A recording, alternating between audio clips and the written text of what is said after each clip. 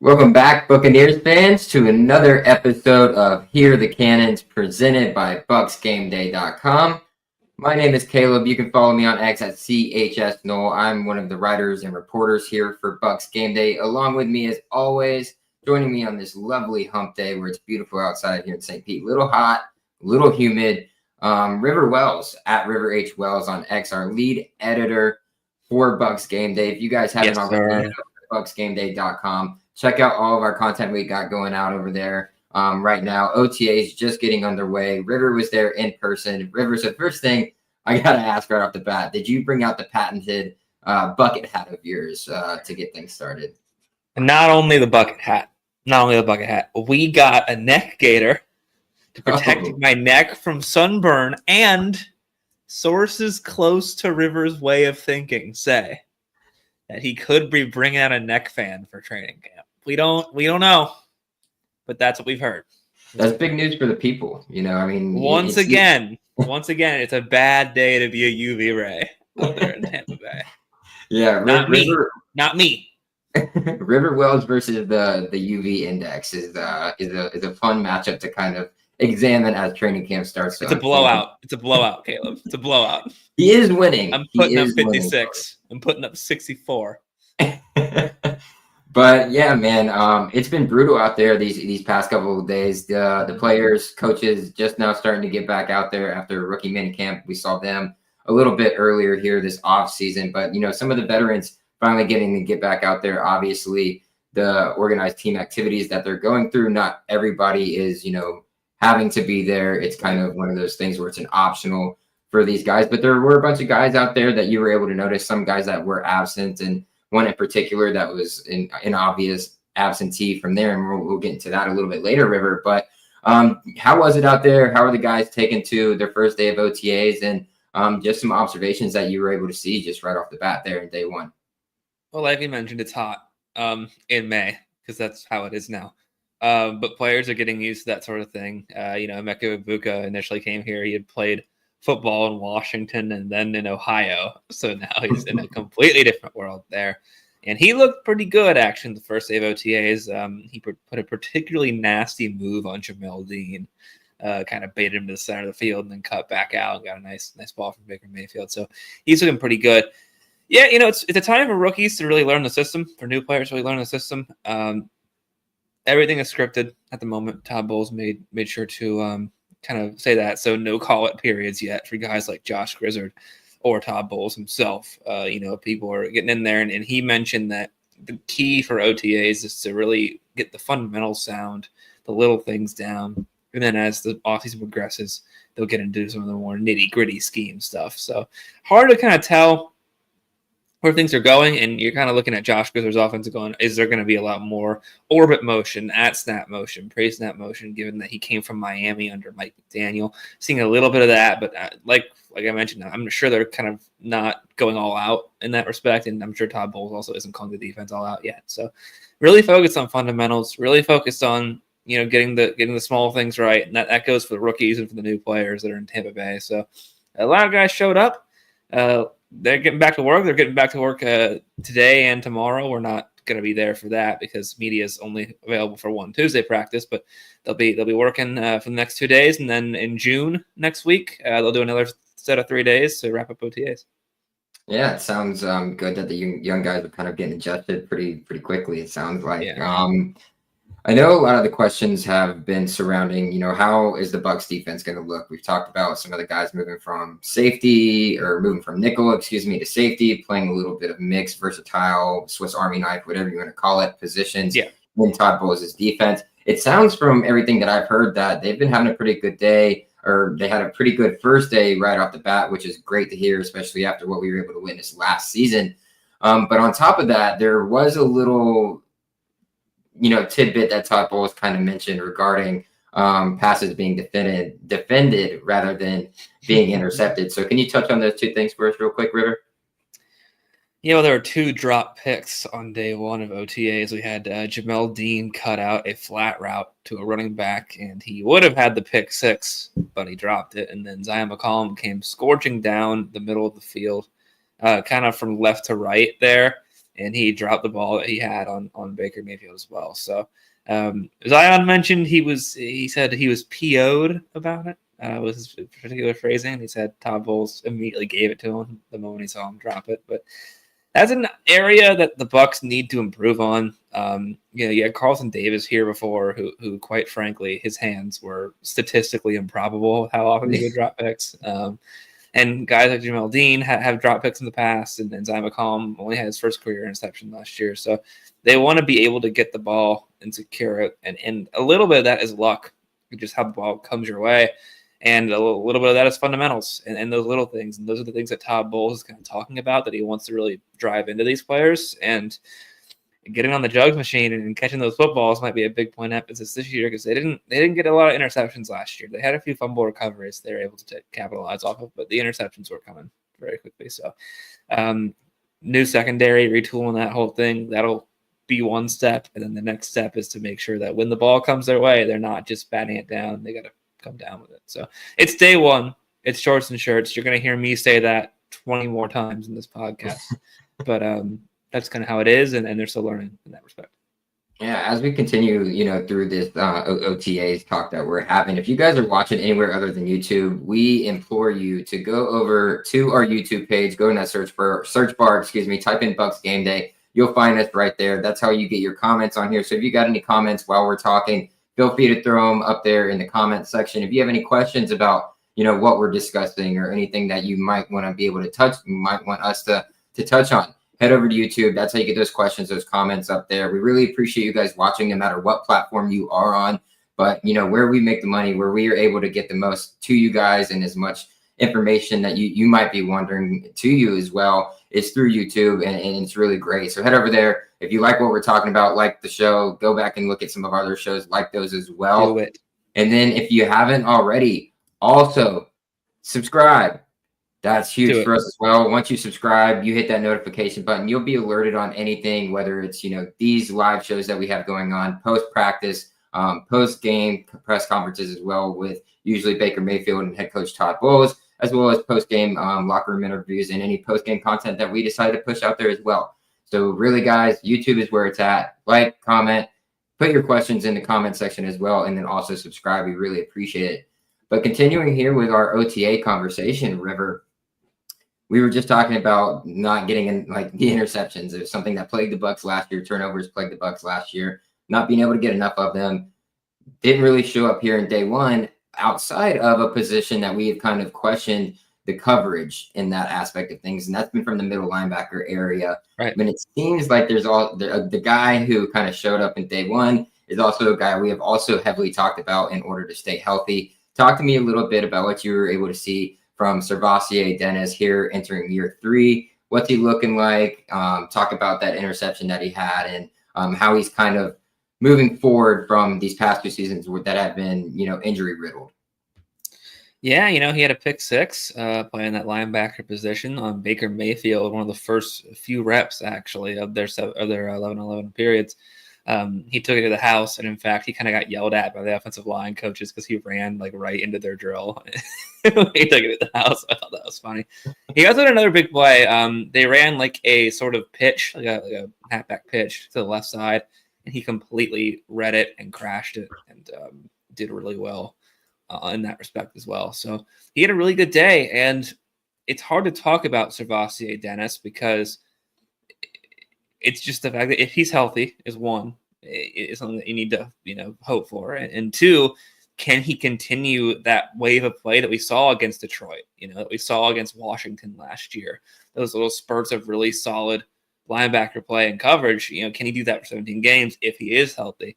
And Todd Bowles seems to think so. He talked to Todd Bowles after OTAs, and he said that, paraphrasing, if he can stay healthy, knock on wood, we got a heck of a player.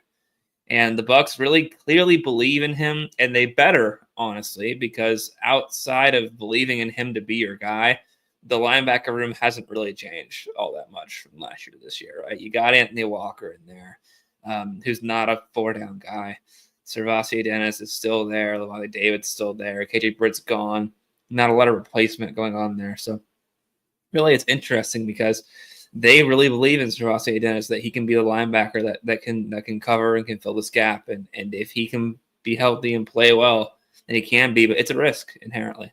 And they probably feel good about that risk after yesterday because he was flying around there. Again, shorts and shirts, but he was flying around there, making plays, looks really quick, really good in coverage, good instinct. So if he can keep that going and he can make that play the norm, then the Bucs will fix their problem. And if he can't, the middle of the field's still going to be a problem going into next year. So it's a bit of a gamble, but maybe it pays off. Yeah, and it's good to hear that he's kind of picking up right where he left off last year before he did suffer that shoulder injury, which is great to hear because he was looking fantastic. He was all over the field. He was making plays sideline to sideline, covering guys as well there in the middle whenever they were crossing and doing all that. So good to hear that he is, locked in, ready to go, seeming like he's not sure, on what level he is health-wise, but I'm sure they're, kind of watching him with an extra eye, if you will, just because of his past. But great to hear that. And then one of the other notable things that, actually, before we get to that, just a quick question. I know the viewers, they're all obsessed with the Shiloh Sanders and the Desmond Watsons of the Buccaneers undrafted free agency guys. Anything to note on them? It seems like things were going well. You didn't hear, anything in particular that went wrong with them in first day of OTAs, but what you could see from them in terms of, obviously a little bit harder for Desmond Watson being there in the trenches, but Shiloh, probably you can get a little bit more grasp of how he's kind of going to be playing, how he's utilizing, the things that he's been challenged by Coach Todd Bowles. What are two of the things that you saw from those two guys in particular? And if there are any other free agents that kind of stood out? Yeah, he didn't get any meaningful snaps, on the 11-11 period, 7-7 period. He rotated in and out of there, but he didn't do anything crazy. So he's getting used to it. He's getting acclimated. He's running around, and I think that's the best that anyone could really hope from him so far. And then maybe he'll get a chance to kind of shine and make some plays once they go to these call-out periods and 7-on-7s and 11-on-11s. Desmond Watson, like you mentioned, he's a trench guy, so they don't really go too crazy there during the team, periods. But you can see him in indies. He's moving around. He's obviously a little bit slower than some of the other guys, but he's very athletic for his size, and it remains kind of impressive to watch him do drills. And even if, he looks slower in comparison to the other defensive linemen, you have to remember that he's well over 400 pounds. So it's pretty impressive, and he's got some work to do still to kind of trim down and get a little more agile and be able to stay on the field for longer. And we're going to be able to see how he can do that in preseason training camp once you put the pads on, because that's when you're really going to tire yourself out, right? You're really going to go hard and get that cardio going. So that'll be a big tell. But until then, it's going to be tough to kind of gauge where he's at besides, looking at his weight. Yeah, absolutely. And you spoke about his athleticism. I saw something on, social media not too long ago. If you guys are basketball fans, you've probably heard the name Johnny Broome mentioned before from the Auburn Tigers, and Desmond Watson probably close to 200 pounds or more, weighing over what Johnny Broome was or is, and was able to out vertical jump him. So that tells you a little bit there about the athleticism that he does have, and I'm excited to see it. Just one more thing the Gators have over Auburn in basketball, huh? There you go. But yeah, it's going to be interesting to see, once those pads come on, or even shells, if you will, to see kind of how, he looks when he is out there underneath the sun, and, with that weight loss, hopefully more of that to come. But we'll continue here. Attendance, we had mentioned early on in the podcast, not necessarily a mandatory thing here for these players. A lot of the veterans take some time off. Mike Evans wasn't out there day one. Yeah. Chris Godwin for obvious reasons. Tristan Wirfs, Levante David, Vita Vea, guys of that nature.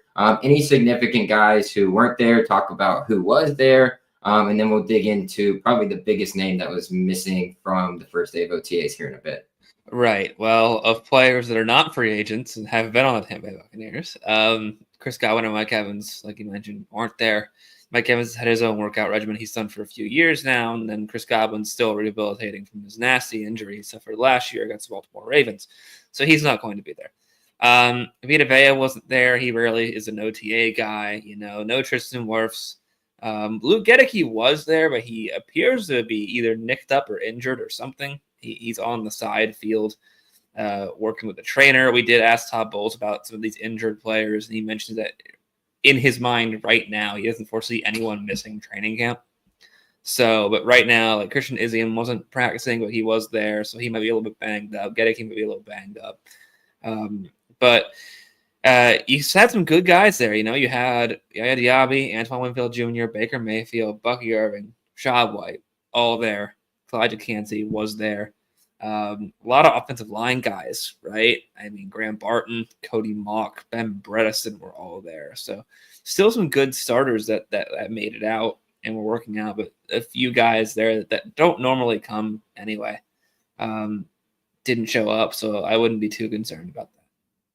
Well, that is good to hear. I mean, it's good to see guys like Bake. I mean, both McCollum, Jamel, and Antoine Winfield being there, especially after his injury-riddled season last year. Rashad White, obviously, the conversations are not even conversations, but speculation, rumors, cryptic Instagram story posts, which Todd Bowles clearly did not have. No, he mentioned that. Yeah, he in his interview.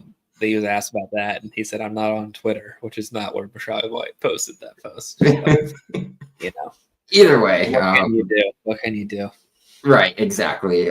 So I mean, it's good to know that he's still kind of dialed in, despite kind of what he is saying.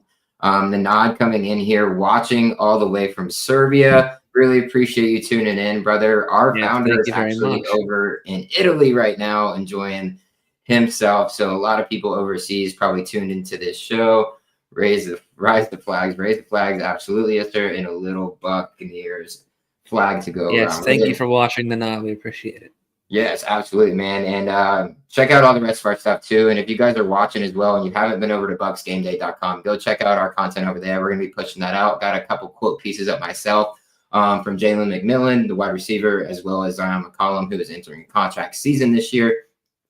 So some good stuff going out there. I know Rivers put out probably another quote piece today himself, and then a few others as well. So tons of stuff going out right now. I'm concerned about what is happening with the OTAs, and that'll bring me to my next point, River. One of the guys that was absent yesterday was one of the free agents that the Buccaneers signed, kind of a gamble piece, the 1-year prove-it type deal for edge rusher Haason Reddick, who obviously we all know what happened last year with the New York Jets, the holdout where he missed pretty much half the season and returned only to get 1 sack. The Buccaneers take a gamble on him, sign him to a 1-year deal. He is not there. Is this something that can be seen towards what Todd Bowles was talking about being, one of those nicked injuries or whatever it may be? Because whenever he was posed that question on, where is Haason? Or do you expect him to show up? He's like, yeah, here in a couple of days. And it's that typical nonchalant Todd Bowles, short, sweet answer, not trying to give away too much, especially to the media. So any insight you can say onto that? I know it's probably pretty hard to examine that, but also any worries as well from your end of things, because we've kind of gone through this before with the whole Randy Gregory situation, but a little bit different, hopefully, when it comes to the outcome. Yeah, I'd like to get your take on this as well, Caleb, to play host a little bit on your side. But I can see both sides of this argument. On one hand, there's plenty of Bucs veterans who aren't there. Haason Reddick is a veteran. He's had proven production the last few years. So by that sort of thinking and logic, he doesn't have to be there. They're optional. A lot of veterans aren't going to be there. He might show up within the next few days. We only get to go to 2 of the 6 OTAs media. So we'll get an update on that next week. So he might be there. It might be a nothing burger. On the flip side, Haason Reddick did hold out from the Jets last year for a long period of time. And after that, he didn't quite get the massive payday that he was looking for. In fact, he got very little money relatively compared to his production. He's on a 1-year, $14 million deal with the Buccaneers. So it's safe to say that holdout with New York backfired miserably. Now that he's here, one of the things that fans and pundits and the team is looking to do is to figure out where his motivation is at to play football after last year's thing, right? He came into the building and said, I'm very highly motivated. I got a chip on my shoulder. I want to prove that I can still do what I can do. He said it was a weird thing. And now, come OTAs, he's not here. And he doesn't have to be here from an optional standpoint, but you're going to be learning a new system with Todd Bowles, right? You're going to be playing with new teammates you haven't met before. There's an argument to be made that if you want to prove that you're really into the whole thing this year, that you want to get back into the nitty-gritty of football, you're motivated, you have that chip on your shoulder, and you want to be one of the first guys in that building, right? He's not there. So if you want to be mad at him for that, and not necessarily that he's not there, because there's a lot of players that don't show to OTAs, but guys like Chris Godwin and Vita Vea and Mike Evans, they already know their playbook and they already know their teammates. And so they've been veterans in these systems for a long time, and they don't necessarily need to be there perhaps as much as Haason Reddick will be there. So I don't know how much of a worry it is, and I would not expect him to pull a Randy Gregory and not show up for rookie minicamp, especially since he did just sign this contract. So it would be a miracle to hold out on a contract you literally just signed. But what do you think, Caleb? Do you think this is going to be do you think he should be there? Do you think he needs to be there to prove all those things and to be under that Todd Bowles scheme, or do you think it's mostly a non-story given that other veterans aren't showing up? I've always been on the train because ever since the move was made, my mind immediately shot towards the Randy Gregory situation, right? And I'm like, oh, great, here we go, another head case guy, walking into the building. We saw what happened last year, all the drama.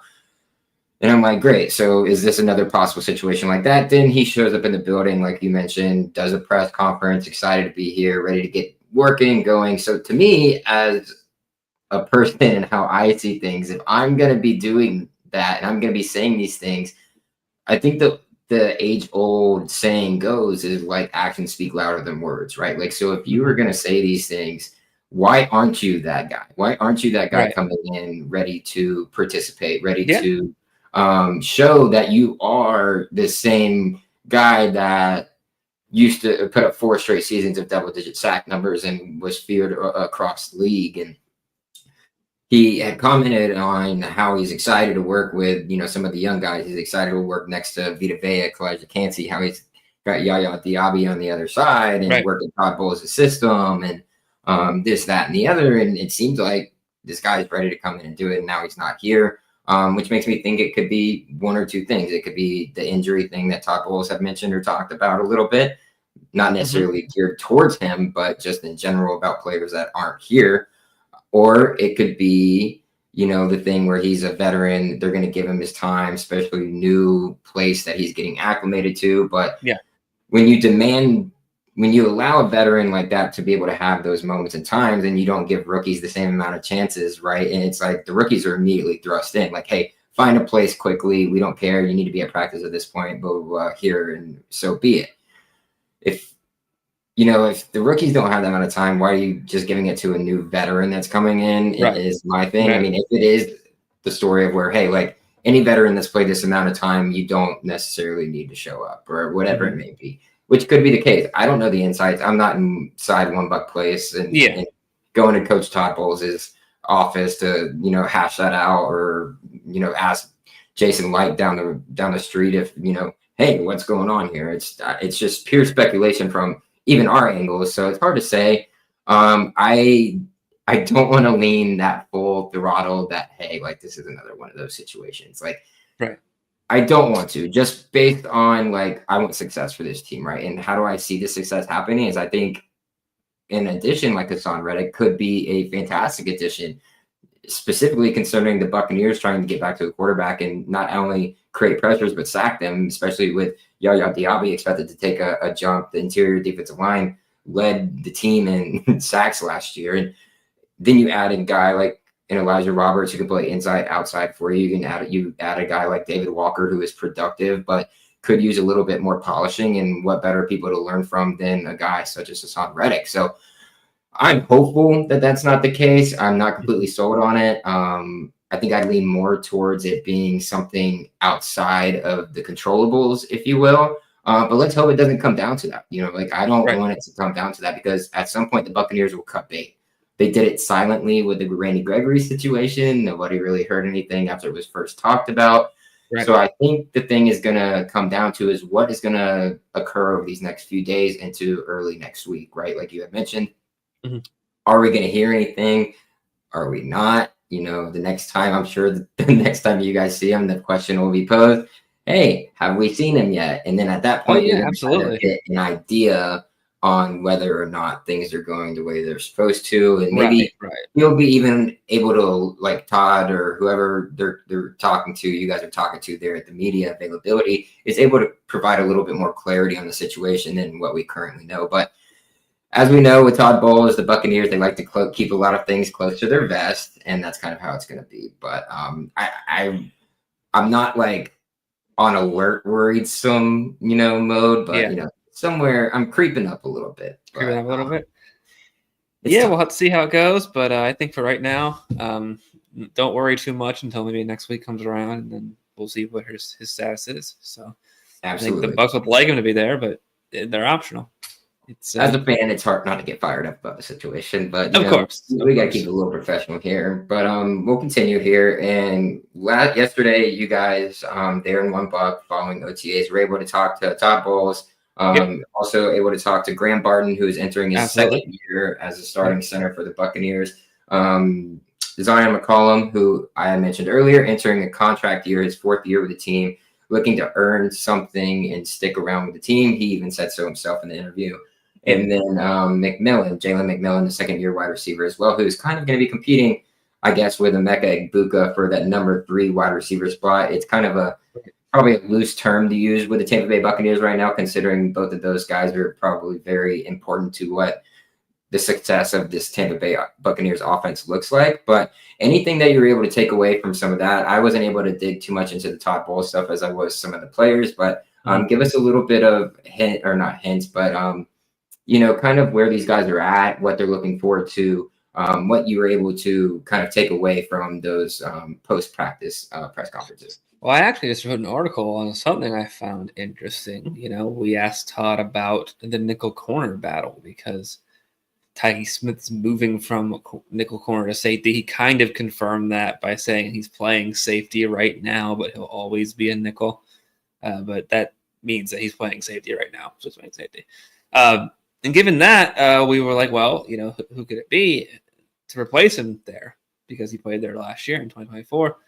He said everybody, and he mentioned Zion McCollum's name. He said, Zion's in the mix. And we thought that was interesting because Zion played outside corner last year, and he excelled at outside corner last year, right? Mm-hmm. So, he had a big leap from 2023 to 2024. So I think if you want to get your best 11 guys on the field, do you want to go Dean and Morrison on the outside? And by the way, Morrison is participating in team drills now. He was not during rookie minicamp. He is now. So that's good to see.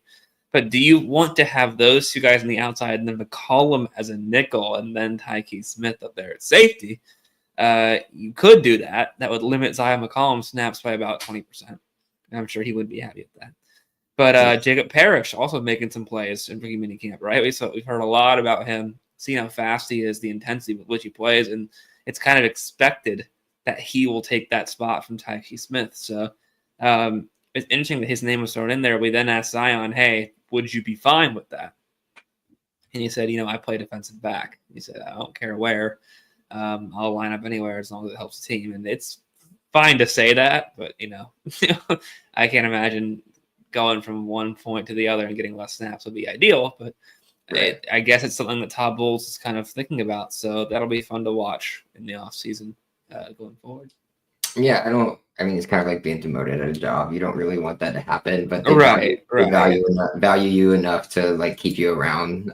So that is interesting. He was just throwing. I just feel like they're playing. Like he's just playing around with all kinds of stuff. Sure. And Absolutely. that kind of leads me to another quote. He had mentioned something about a eureka moment when you guys were down in West Palm Beach at the owners' meetings and got the availability to speak with Todd Bowles. He had mentioned he had this eureka moment. Can you expand on that, because he did touch on it a little bit here following the first day of OTAs? Yeah, he said it's not really like a personnel thing. It seems like it's more of a scheme thing, I guess. But we're not going to find out what the eureka moment is probably until week 1 of the regular season. So it could be playing more man. It could be changing up some schemes or personnel stuff because coaches lie all the time. It could be a lot of different things. So I think he needs one because the defense didn't play very well last year in the passing game. They struggled a little bit in that area the past few years. And whether or not you think, oh, Todd Bowles is a defensive genius, his personnel has not been ideal these last few years, and that's made him not able to show you what he can do. Or whether you think that, maybe he needs to update some parts of his scheme, he's got to make sure that his defense can vastly improve in that area going into next year. And whether that's the pass rush, the secondary, middle of the field coverage, there's a lot that needs fixing. There's a lot he's going to try and fix. So I think that's really where the eureka moment comes from, is hopefully it's something that he's figured out scheme-wise instead of something that he's figured out, maybe personnel-wise. Yeah, I agree. I think I was thinking about this last night when I was watching, the full press conference through. And I was like, well, maybe he's just maybe offenses have figured him out. Maybe they don't want to say they have because they want Bowles to continue to play the type of defense that, he is used to running. But, maybe that's it. Maybe he's like, okay, maybe I found this gap. And that's, somewhere where I can be able to, distort my defense in a way to prevent the opposing offense from knowing exactly what I'm going to do, which he's always been pretty good at. So I'm right there with you. I think that's kind of where it is. Sean on here saying, I think the defense is going to be top 10 this year. That would be nice. That would be nice. The thing is there's always a possibility it could be, right? The personnel questions are obvious and have been obvious over the past 2 seasons with the Bucs, but you do have Todd Bowles as your trump card, if you will, or you could be much worse if Todd Bowles wasn't your defensive coordinator. And luckily he's able to fit and move guys around where they need to be and just kind of take chances at the right times. I don't see this being too far from, it's not really a super hot take. It might be a hot take, but maybe not super hot. Yeah. We'll see how it goes. There's a lot of personnel changes that need to come into place, and you need to have those personnel hit. So you need guys like Jacob Parrish to hit. You need guys like Cervasier Dennis to come out there and be that guy that they think he is. You guys stay healthy. There's a lot that goes into that, but we know that Todd Bowles can do those type of things, and if he can combine this eureka moment with perhaps some really good health on his defense and kind of evolving his scheme based around the personnel and getting that variability, the guys that can play both, like Tyke Smith, and he can play safety and nickel. And Zion can play over here and over there. And Jacob Parrish can play outside and inside. If you can really combine all those things into one really strong defense that gives you a lot of different looks, I mean, it could be a problem for opposing quarterbacks and offenses. So I think it's definitely a possibility. It'd be a pretty big jump, I think, from last year to this year. So I'd be surprised. But if you can do that, you can maintain that offensive sort of prowess that you had last year into Liam Cohen, you can make that offense top 10. Then obviously when you got 2 top 10s, you're a contender, not just in the division for the And NFC. there's a that would be big nice. conversation that needs to be had because like a good conversation. Yeah. I think so. All right, and Marcel's on here as well, chiming in. We appreciate Marcel. He's in here every single show. It's talking about Jalen McMillan bulking up, which is something he touched on himself in the post OTA press conference that he gave. Talked about kind of what he wanted to work on this offseason. And one of them was he wanted to get stronger. He wanted to get faster. He wanted to get smarter, and he wanted to keep his circle close. As mentioned, it's a lot easier here in your second year. Something I wrote about myself in one of my articles up on BucsGameday.com. So you guys head over there and check it out.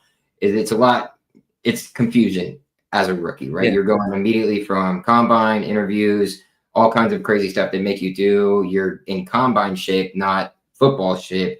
And then having to immediately go to rookie minicamp while you're trying to get your family, whoever else you need to, find a hotel, find a place to live, all to the team that drafted you, and then immediately have to jump into football, and it kind of doesn't stop from there. Now he's had a whole offseason where he doesn't have to worry about those things. He's been able to focus on himself, and that's what he touched on in the interview process, post OTA press conference. But going over to a guy we haven't really talked a lot about, and he actually gave probably the longest press conference out of all the players, and that was Grant Barton. He's saying he's figuring out a lot of the fundamentals, kind of what Baker likes, more so than just trying to make sure that he's doing what he's supposed to be doing. Any takeaways from what Barton was able to, give us there at the media after OTA practice? Yeah, well, you mentioned it, right? A lot of these guys, it's a whirlwind. Barton called himself a wide-eyed rookie going into last year, and then once you're not, you have a lot more time to kind of focus on the things that you do and the things you need to get better at. He mentioned that he watched his tape from OTAs last year, and once he did that, he got to kind of see just how much he'd improved from this point last year to this year. I think Barton played some really good football last year. I think he was a fantastic blocker, run blocker, pass blocker. Had some issues with the center part and snapping the football, and he mentioned that. And he mentioned you got to move on and you got to get better. And I think the second year in the same offensive line, having some more time to himself and being able to focus on those things, I think we could see a really big jump in Graham Barton's play. So I think it was cool that he talked about that. And he said, the best advice I give to rookies is just take it one day at a time. And knowing that he's doing that and he's feeling a lot better in his second year as a Buccaneer. And he said, I wouldn't call myself a veteran, but getting used to the game, I think is really good stuff. So you could see a pretty big jump in play from him. And if you do, then this offensive line can get even better than it was last year.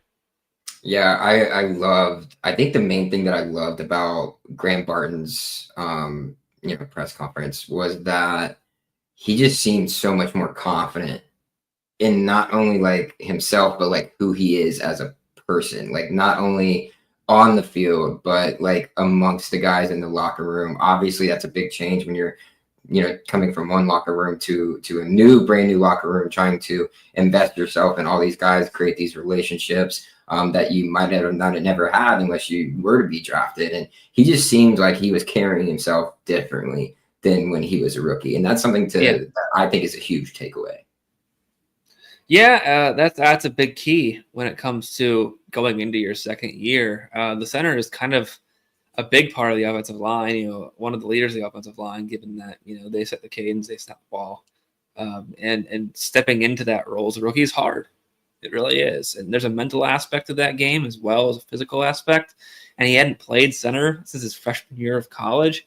And he came into the NFL and he had to learn all over again. And now that he's in his second year and he's able to do that, I already thought he was worthy of a first-round pick just the way he played last year. And he could get even better and make it even more worth it. So, that's definitely something to look forward to, because if you like this play last year, you're probably going to like it this year with more time under his belt, looking at the actual things he did wrong and being able to improve it and studying the film and just having more time to really hone those things in. That's what OTAs are for, that's what mandatory minicamps for. And once they start hitting, he can continue to build that chemistry. Yeah, absolutely. Everything that's coming out. I mean, it is day one, guys, so take everything with a grain of salt. But it sounds everything's on par with what we were expecting, what we wanted. Right. Ultimately as well. Obviously, the big question mark being Haason Reddick. Hopefully, we get more information as OTAs continue to roll along. Who knows? Maybe we'll get a thing today saying, here's who was at practice and here's who was not. And maybe Reddick, shows up there all of a sudden. But with that being said, I just want to kind of get into a little fun segment to end things off here with you, because fun segments. This is it's a quarterback-driven league, right? Like the NFL, it's no longer beat with the run. It's kind of, we're gonna run the ball, but that's just to open up the pass, and it's quarterback-driven league. You talk about the Josh Allens, Lamar Jacksons, Joe Burrows, Patrick Mahomeses of the world. And the Buccaneers have some of those tough quarterbacks that they are going to have to play here in 2025. So I just wanted to take a glance at the schedule. I'm not going to pull it up like I usually do. Just kind of off of your head, what you can remember. If you're looking at it, great, even better. But who are kind of the toughest quarterback matchups that you see on the Buccaneers schedule? Since it might come down to some of these, because the Buccaneers, albeit they played Kirk Cousins twice and lost to Kirk Cousins twice last year, who wasn't nearly even close to the best quarterback in the league. Actually, was tied with Baker Mayfield for the most interceptions thrown. But who do you see there on the Bucs list, QB wise, that are going to be kind of the toughest matchups for the Buccaneers defense in particular? Well, Josh Allen for sure in Buffalo, MVP last year, so that's going to be a big one. Definitely, I've always been a big Matthew Stafford guy. I think Matthew Stafford is phenomenal, and he can still play some really good football. So in Los Angeles and SoFi, it's going to be a tough matchup. Jalen Hurts is kind of controversial when you talk about him as a quarterback. It seems like sometimes he plays better than not, and the Bucs really seem to have his number, right? That's where I was going to go. Exactly. So that might be something to consider about as well. And trying to think about some of the more perhaps underrated sort of options here. I mean, Drake May in year 2 could be fun, right? I thought he played pretty well, given he had no one around him last year.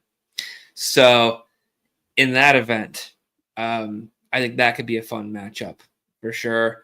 I'm curious to see who the Dolphins end up putting out there when the Bucs play him. It could be Tua, which would be a fun matchup, or if Tua's hurt or they're out of playoff contention, or who knows, that late into the season. Yeah, Zach Wilson season. So, I mean, I think Josh Allen, I've talked about this too. I think the Bills are the marquee matchup for the Bucs, despite being in the AFC, and I think Josh Allen's a guy you got to beat, right? Yeah. And to be the man, you got to beat the man. So, Bucs have lost, I think, most recently in 2023. They got beat by Josh Allen. So they're going to want to go back into Buffalo and get revenge there. So I like that as like the big marquee quarterback matchup. Jared Goff in Detroit. Can you rattle him, get him off his game? They did last year, but he's been playing some good football, so don't want to look out for. But yeah, a few good options. Yeah, outside of the obvious ones, and like the Josh Allens, the Jalen Hurts thing, I'm just like, you never, like, the Bucs kind of got that one figured out. I don't know what it is, but they've got Jalen Hurts figured out. You look at week 2, everybody's kind of overlooking CJ Stroud because of his sophomore slump that he had last year. But you have to put it in perspective as well. He was without his wide receivers for, 75% of the season. Right, he was. True. Just about. And then the offensive line that was hyped up like tremendously right before the 2024 season just did not come close to living up to the expectations that were placed on them. I expect CJ Stroud to have a massive bounce back season. They kind of retooled that offensive line a little bit. And the skill room, yeah. And the skill room. Also, you got to pay attention to the fact that obviously Tank Dell is most likely not going to play this season because of just gruesome injuries and everything that's been going on with him. But they retooled it. They got two guys out of Iowa State, I believe, wide receivers that are pretty decent to be able to help supplement that. And then Bryce Young is my other one. We saw we saw what he was able to do against the Bucs last year. That's true. Adam Thielen making ridiculous grabs doesn't help what happened to the Bucs last year, but he did help Bryce Young look amazing. So I think, is it, time to start saying like, hey, maybe Bryce has found himself. Maybe Dave was able to tap into what Bryce's, ceiling is, rather than like, hey, you're stuck in Carolina as a quarterback. Like, that sucks.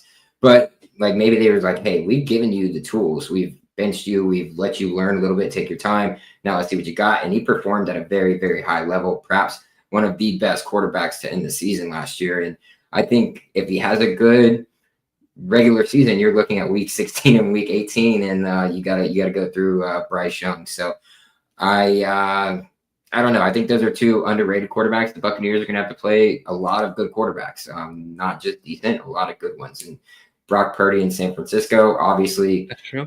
I don't want to do this, but I'm gonna do it. A system quarterback, if you will.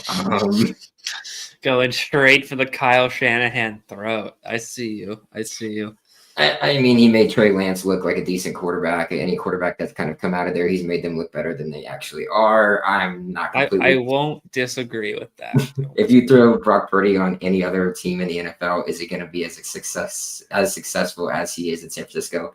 Most likely not. But yeah, those are kind of the big quarterback matchups. The Buccaneers have a lot of tough quarterback matchups too. You could even go Sam Darnold in Seattle, but I'm definitely not sold on that and that fit as a whole either. But just going through the comment section right here, David saying, just tuned in. Any updates on Chris or Haason? River, I'll let you take that real quick. Yeah, no updates on where Chris is at or where Haason Reddick is. But we did mention Godwin's rehabbing. Todd Bowles did mention, as far as injuries go, that he doesn't foresee anyone not being able to make training camp. That seems like that would include Chris Godwin there. So if that's the case, then it's a really good sign. because Godwin bouncing back from that injury and being ready for training camp be pretty big. Haason Reddick not there for the first day of OTAs. We're not there for days 2 and 3. We are there for day 4 next week. And we'll get to see A, if Reddick is there, and B, if he's not, we get to ask Todd Bowles if he has been there over days 2 and 3. So we'll find out more about Haason Reddick. Then Tuesday next week will be a big day to figure out his status. Caleb, you're muted. Oh, I'm usually so good about that. Yeah, and now you're not. Now you're not. I know. I just one mishap, and that's all it takes to throw the whole show off. Now you're the muted guy forever. Yeah. Just click myself and put myself on mute when I need to. But Right. yeah, if you guys just tuned in and you missed anything that we talked about post OTAs press conferences with Jalen McMillan, Zion McCollum, Grant Barton, and Todd Bowles. We talked a little bit about the Haason Reddick situation as well. Yeah. Just general OTA observations. Cervasier Dennis having a great day 1 coming off of his injury from last year. You guys go back and rewatch that. We spoke a little bit on Shilo Sanders. So I know Donovan from Colorado is on X sitting there asking about that. We come over to YouTube, Donovan, click that subscribe button. You can throw your comments and likes and subscriptions and your questions up here, and we'll be able to get to those. We only are able to get through them through YouTube, but we talked about Shilo a little bit, probably about mid-pod if you guys wanted to hear about that, as well as Desmond Watson. But as well, Explicit Content Productions out there as well on YouTube asking about Shilo Sanders. So we talked to him a little bit about them in here. Not really much. We're not quite getting the snaps quite yet until you start getting to those 11-on-11, 7-on-7s. You'll start to see those guys get rotated a little bit more in, especially once shells and pads start coming on in training camp. But we did talk a little bit about them and what they were able to do in the limited amount of time that the media, River being there at One Buck Place, was able to see. But we're going to continue having these weekly shows at least. Sometimes we'll have double. So you guys make sure you're signed up with our YouTube, subscribe to our YouTube, like this, like what we're talking about. Smash that like button. That's how you get all your stuff on here. That's how you get your comments, your questions, how you're able to talk to all the rest of the Buccaneers fans or any other fans that you're a fan of. And we really, truly appreciate you guys coming in there, subscribing. Really helps out our content a lot. And the likes as well, does as well. So really appreciate that. While you're there, head over to BucsGameday.com. If you're interested in anything that we're talking about, we've got not only the video content on YouTube, but BucsGameday.com is our written stuff online, digitally, where you can read our opinions, our thoughts, facts, quote pieces that are coming out now that we're being able to talk to players again. River just put out a piece. I just put out 2 pieces this morning. Yeah. We're really starting to get the ball rolling over there, and we appreciate everybody. Almost back. Football's almost back, dude. It's so great that football is almost back. I was getting tired of some of the stuff. very, very agitated about some of the things. I was like, can we just get ball back? Like, can we just get the cleats on? Like, please. And we're here, getting closer and closer and closer, and we're really excited about it. River Wells is our lead editor. You can follow him at River H Wells on X. My name is Caleb. I am a lead writer, not lead. Wow, that's ridiculous. I am a writer and reporter here for BucsGameday.com. You can follow me on X at CHS Noel. With that being said, guys, we truly appreciate all your time and fire the cannons.